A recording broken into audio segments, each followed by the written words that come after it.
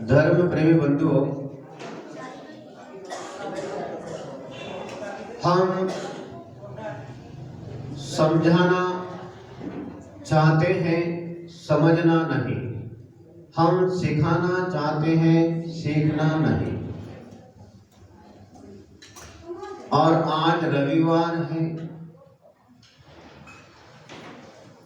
हम सप्ताह भर सबको समझाते हैं, सबको सिखाते हैं, लेकिन हम कहते हैं बड़े लोगों से कि रविवार का दिन, छुट्टी का दिन कुछ ऐसा भी होना चाहिए कि हम सप्ताह भर सबको सिखाते हैं, तो रविवार का एक दिन ऐसा है कि हमें इन बच्चों से कुछ सीखना चाहिए।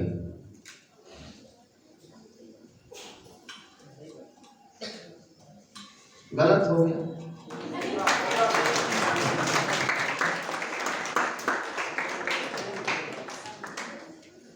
बात मन पसंद नहीं हुई, समझ में नहीं आई। हम बच्चों को पढ़ाना चाहते हैं, सिखाना चाहते हैं, लेकिन हम सीखना नहीं चाहते। और बच्चे एक ऐसे होते हैं, बच्चे मन के सच्चे, सही है, बच्चे भगवान का रूप होता है। आप बच्चों से कहो कि आज रविवार है, पाठशाला जाना है, तो बच्चे सुबह से नहीं, रात से तैयार हो जाते हैं। सुबह से नहीं, रात से तैयार हो जाते हैं। रात्रि में, शनिवार की रात, कल की बात, रात्रि में बच्चे वैयावृत्ति में बहुत सारे बच्चे शामिल हुए थे। क्यों? क्योंकि सुबह रविवार है और हमें पाठशाला जाना है, भगवान का अभिषेक करना है, गुरु की पूजा करना है, तो रात से ही उनके मन के अंदर उमंग जाग जाती है। ऐसी उमंग हमारे अंदर में भी आए, हम वही आपसे कहते कि बच्चों से भी हमें रविवार के दिन सीखना चाहिए।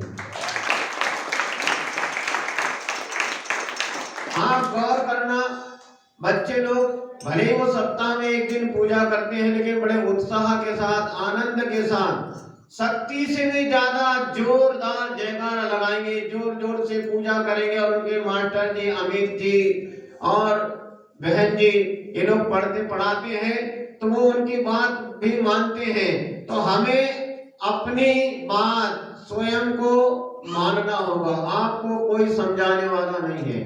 आज कितने परसेंटेज लोग हैं बताओ पूजन दर्शन करने वाले? टोटल मिलाकर बहुत ही हुई है तो ज्यादा से ज्यादा 30, 40, 25, 50, बस बहुत हो गया। कितने?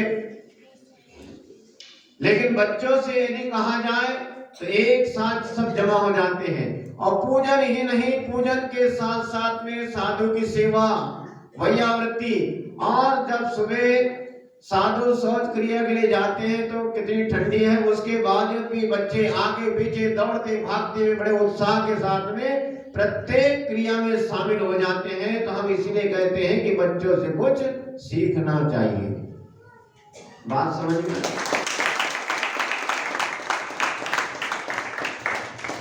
आज पक्ष में चले गए, लेकिन नहीं, साधु कोई पक्ष विपक्ष की बात नहीं करता है। साधु तो सच्चाई की बात करता है और शिक्षा की बात करता है। कैसे बच्चों से भी हमें कुछ सीखना चाहिए। ये नहीं मानना चाहिए कि बड़ा आदमी ही बुद्धिमान हो सकता है। ऐसा कभी नहीं सोचना चाहिए कि बड़े व्यक्ति बुद्धिमान होते हैं। एक छोटा सा बच्चा भी जाग जाता है और बड़ा व्यक्ति, प्रौढ़, जवान, बूढ़ा आदमी सोया रह जाता है। बच्चे जाग जाते हैं। एक छोटा सा बच्चा मिट्टी में खेल रहा था।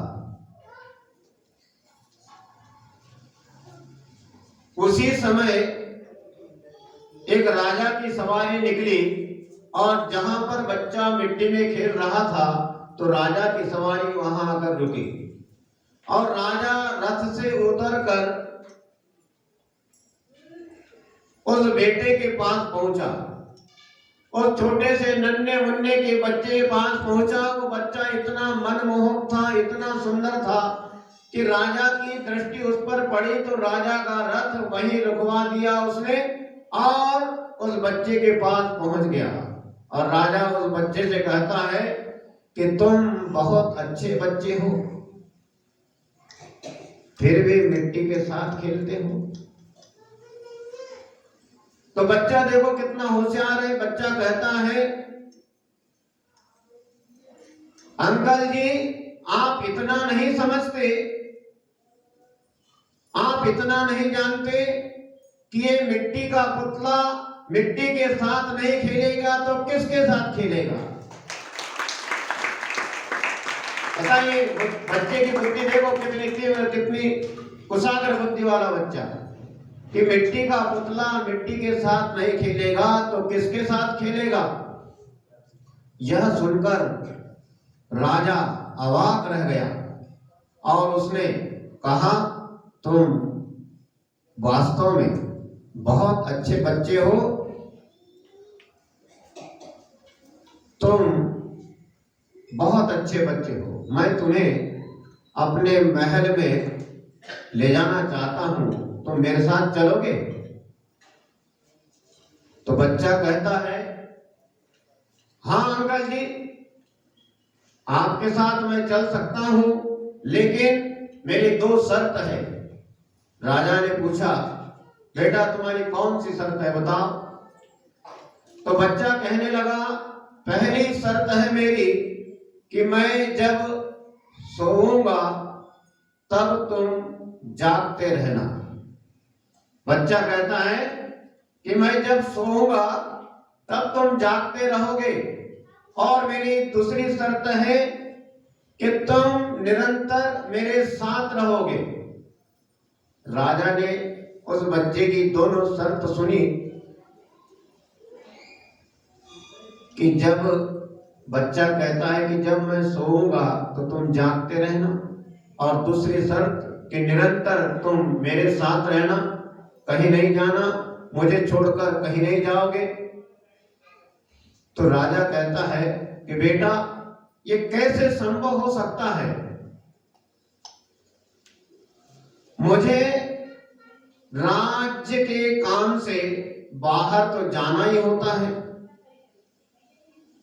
मुझे जाना पड़ेगा। और हाँ, दूसरी शर्त कि निरंतर तुम मेरे साथ रहोगे, तुम मुझे कहीं छोड़कर नहीं जाओगे। और पहली शर्त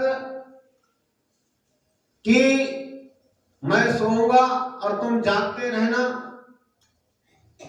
तो मैं मेरे राज्य के काम से तो बाहर बेटा मुझे जाना ही होगा, लेकिन हाँ ठीक है, जब मैं सोता हूं तो मेरे पहरेदार मेरे सैनिक जागते रहते हैं।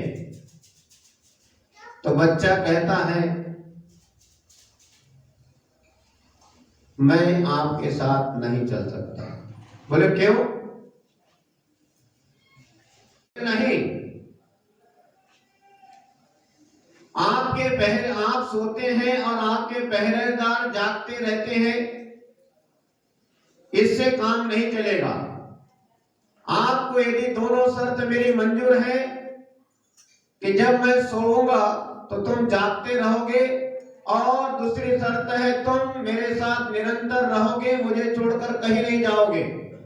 तो राजा कहता है कि तो संभव नहीं है, मुझे जाना होगा, लेकिन मेरे पहरेदार जागते रहते हैं। मैं जब सोता हूं तो वैसे तुम सोना, तो मेरे पहरेदार जागते रहेंगे।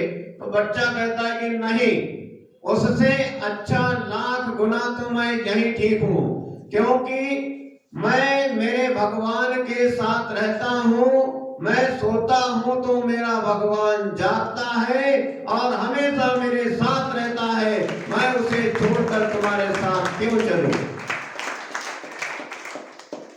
तो बंधुओं, छोटा सा बच्चा ये आगे निकल जाता है और बड़ा व्यक्ति वहीं सोते रहता है। छोटा बच्चा भले ही मिट्टी में खेल रहा हो तो उसके खेल से हमें शिक्षा लेनी चाहिए। बच्चा मिट्टी में खेल रहा है लेकिन बड़ा व्यक्ति जुआ खेल रहा है, बड़ा व्यक्ति सट्टा खेल रहा है, बड़ा व्यक्ति शिकार खेल रहा है, बड़ा व्यक्ति ताश पत्ते खेल रहा है। छोटी सी बात है, बच्चा मिट्टी में खेल रहा है तो उससे शिक्षा लेनी चाहिए कि इसके खेल को देखकर, इसकी भावना को देखकर मेरे अंदर कुछ सुधार आ जाए तो मेरा जीवन मंगलमय बन जाए। और प्रत्येक व्यक्ति सोचता है कि हमारा जीवन अच्छा बन जाए और बच्चों को शिक्षा दी जाती है कि पाठशाला जाओ तुम्हारा जीवन अच्छा बन जाएगा। तो तुम्हारा जीवन अच्छा बन जाएगा, आज आदमी दूसरे को समझाने में लगा है, दूसरे के जीवन को अच्छा बनाने में लगा है। थोड़ा अपने ऊपर भी, थोड़ा अपने अंदर भी झांकने की आवश्यकता है। ताश जुआ सट्टा शिकार खेलना नहीं चाहिए। बच्चों के लिए तो ठीक है, पाठशाला है, लेकिन हमारे लिए भी ये बहुत बड़ी पाठशाला हुआ करती है।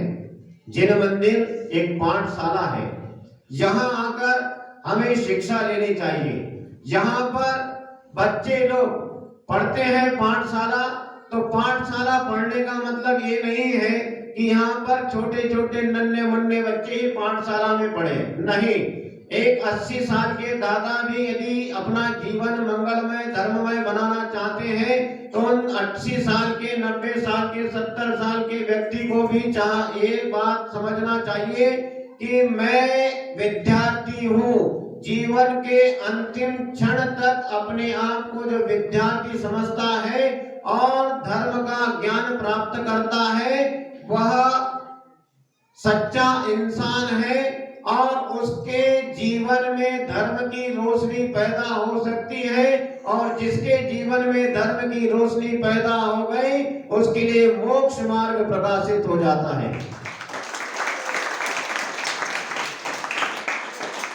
तो जो पाठशालाएं चलती हैं इसके लिए गणेश प्रसाद जी वर्णी जो चुल्लक जी थे उन्हीं को श्रेय जाता है।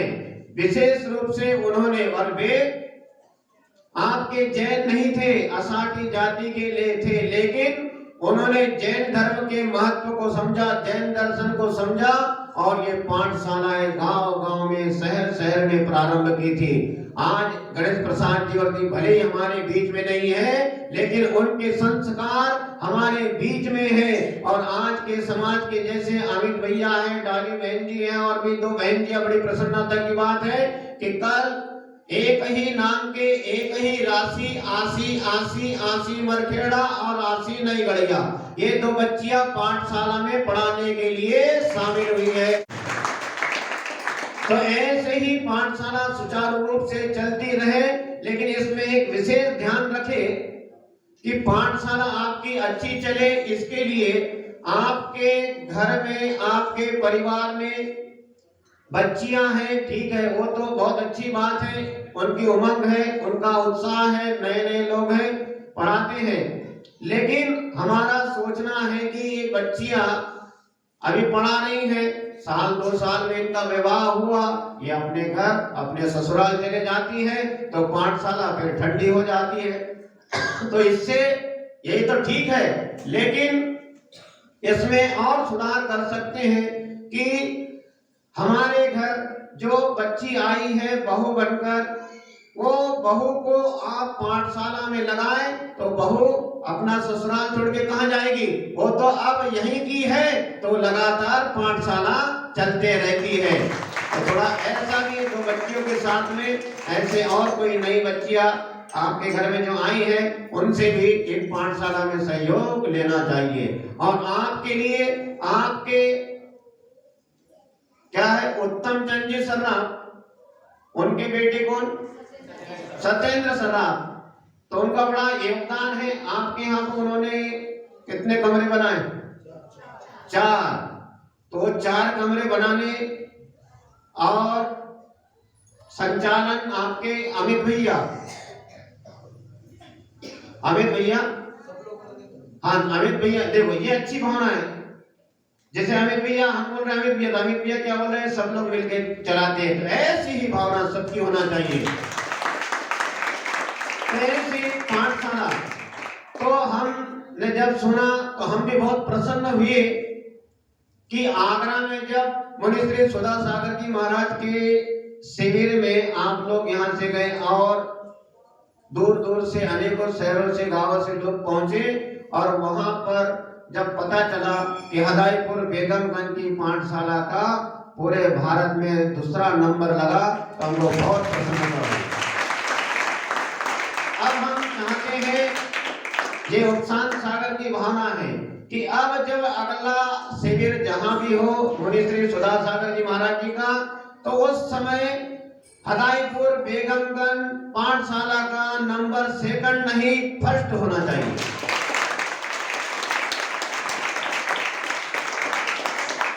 और इसमें हमें आए जब से, और भी जैसे सुल्तानगंज चातुर्मास हुआ तो वहां पर भी उमंग, उत्साह और कुशाग्र बुद्धि इनकी, अमित भैया की, तो ऐसे ही वो, अब हमको पता नहीं था कि वो यहाँ भी रहते वहां भी रहते, बाद में खुलासा हुआ तो बेगमगंज में घर है और सुल्तानगंज में भी घर है, तो वहां दोनों जगह का कार्यक्रम ये संभालते हैं। ये बड़ी अच्छी बात है। ऐसी कुशाग्र बुद्धि प्रत्येक व्यक्ति की बन जाए तो जैन समाज धन्य हो जाए।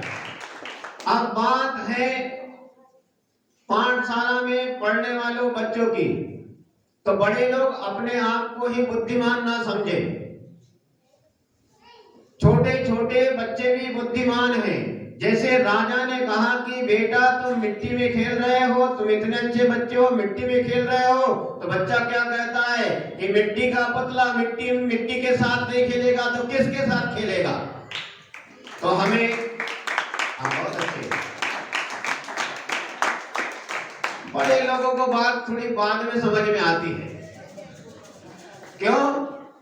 क्योंकि हम कहते हैं यदि घर परिवार में, दुकान व्यापार में कभी कोई टेंशन हो जाए, कोई बात हो जाए, मनमुटाव हो जाए, मानसिक संताप हो जाए, तो छोटे छोटे नन्हे मुन्नों से उनके बीच में 5 मिनट 10 मिनट बैठ के थोड़ा सा मिट्टी का खेल है, उनके साथ थोड़ी चर्चा करके उनके खेल में आप शामिल हो जाओ, तो आपका दिमाग, आपका संताप दूर हो जाएगा, दिमाग शांत हो जाएगा। और नहीं तो बड़े से बड़ा मिला, नजर तिरछी हो जाती है। और इतना बड़ा राजा होकर भी उस मनमोहक बच्चे की तरफ देखा, अपना रथ रोक दिया और बच्चे को उठा लिया और अपने गले से लगा लिया और उससे बात करने लग गया। तो राजा को कितनी बड़ी शिक्षा मिली। तो ऐसे ही हमें बच्चों से शिक्षा लेनी चाहिए। और बच्चे ने कहा कि मैं अपने भगवान को छोड़कर कहीं नहीं जा सकता। क्यों? क्योंकि मेरा भगवान हमेशा मेरे साथ रहता है, और जब मैं सोता हूं तो मेरा भगवान जागता है, वो मेरी रक्षा करता है।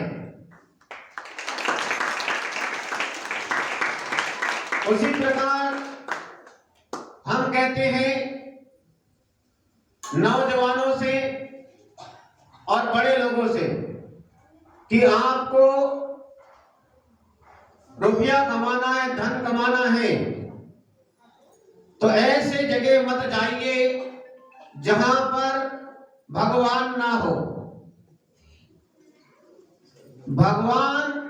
जहां पर भगवान ना हो, कहने का तात्पर्य है भगवान से कि जहां पर देव नहीं, जहां शास्त्र नहीं, जहां गुरु नहीं, जहां जिन मंदिर नहीं, जहां भगवान के दर्शन नहीं, ऐसे विदेशों में जाकर रुपया कमाना अपना सबसे बड़ा नुकसान करना है। हमें तो वहीं रहना चाहिए, वहीं रहकर धन कमाना चाहिए जहां पर धर्म करने का हमें अवसर मिलता है। बहुत सी ऐसी जगह है कि जहां पर आप अपने भगवान के दर्शन नहीं कर सकते, जहां पर मंदिर नहीं है, भगवान नहीं है, गुरु नहीं है, शास्त्र नहीं है, कुछ नहीं है, ऐसे जगह जाकर जहां पर रात्रि में खाना, सोना, उठना, बैठना कोई भी ठिकाना नहीं है, जहां पर संयम का पालन नहीं हो रहा है, ऐसे जगह हमें नहीं जाना चाहिए। हमें धर्म को छोड़कर कहीं नहीं जाना चाहिए। जहां पर हमारा धर्म पलता है, जहां पर हमारा संयम पलता है, वहीं रहकर हमें धन कमाना चाहिए और अपने समाज का उत्थान करना चाहिए। वैसे भी गिफ्ट में आपके लिए भगवान ने, सभी लोग कई जगह सुनने में आता है कि जैनियों के पास पैसा क्यों ज्यादा है, जैनियों के पास पैसा क्यों आता है, तो हम तो कहते हैं ये कहीं से नहीं आता है, ये सब हमारे भगवान का दिया हुआ है, हमारे पुण्य कर्म का है, ये हमें गिफ्ट में मिला है। भगवान ने बुद्धि भी दी है, धन भी दिया है, लक्ष्मी भी दी है और सरस्वती भी दी है, इसलिए धन बढ़ते रहता है। चिंता करने की आवश्यकता नहीं है, इधर उधर भागने की आवश्यकता नहीं है। जहां पर धर्म पलता है, जहां पर भगवान है, वहां पर हमें रहना चाहिए। जैसे बच्चा अपने भगवान को छोड़कर राजा के साथ जाने के लिए तैयार नहीं है, क्योंकि राजा के यहाँ तो सारी सुख सुविधाएं हैं, वहां पर किस बात की कमी है? राजा का दरबार, राजा का राज्य, वहां पर तो कोई कमी नहीं हो सकती है। लेकिन बच्चा कहता है कि नहीं, ये मिट्टी ही मेरे अच्छी है, मेरा भगवान मेरा अच्छा है, मेरा भगवान मेरे साथ है, मैं तुम्हारे साथ नहीं जाना चाहता हूँ। तो ऐसे ही हमें इन बच्चों से शिक्षा लेनी चाहिए।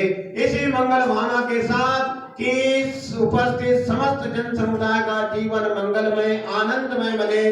परम पूज्य गुरु आचार्य श्री उदार सागर जी महाराज की